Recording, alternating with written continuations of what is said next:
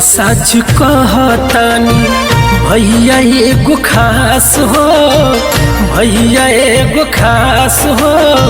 संत में महान रहले गुरु रविदास हो, गुरु रविदास हो। संत में महान रहले गुरु रविदास हो, गुरु रविदास हो।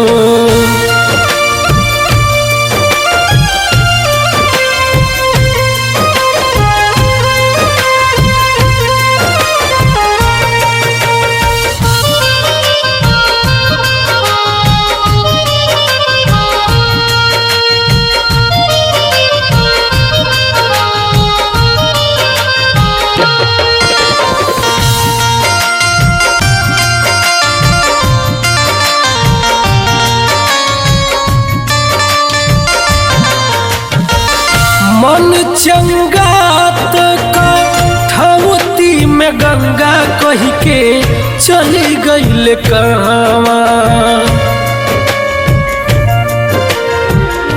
पत्थरे कन्हैया बनी में पवरा के नाम रोशन कैले हवा।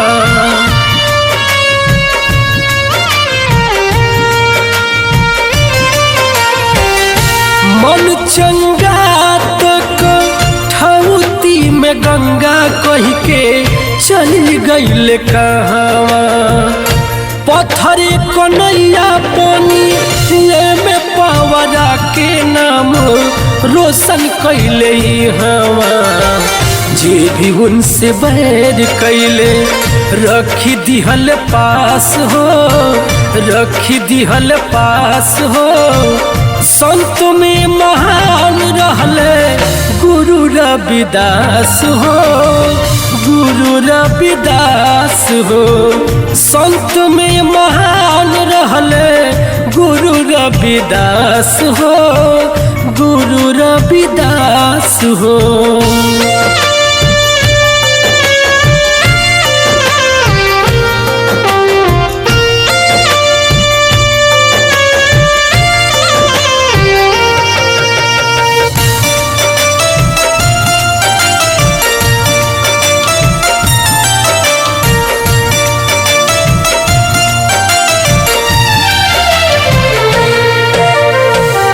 छुआछूत भेदभाव इतना रहल या बढ़ल रहल अत्याचार हो।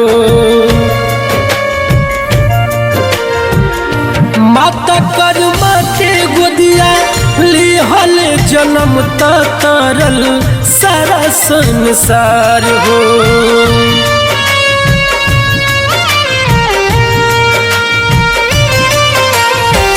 छुआछूत भेदभाव इतना रहल या बढ़ल रहल अत्याचार हो। माता कर्मा के गोदिया लिहल जन्म तरल सारा संसार हो। महापुरुष बन गईले लेके सन्यास हो, लेके सन्यास हो। संत में महान रहले गुरु रविदास हो, गुरु रविदास हो। संत में महान रहले गुरु रविदास हो, गुरु रविदास हो।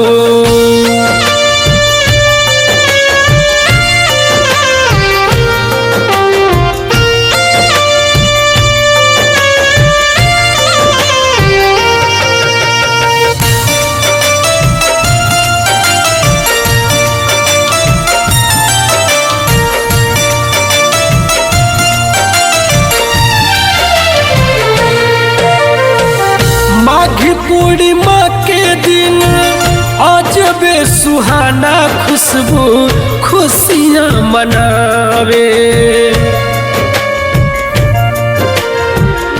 खूब जयकार होता सच चारों ओर लोग झूमे नाच गावे।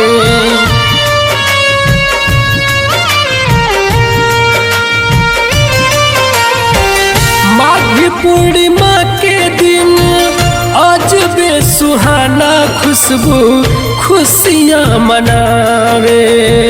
खूब जयकार होला सच चारों ओर लोग झूमे नाच गावे।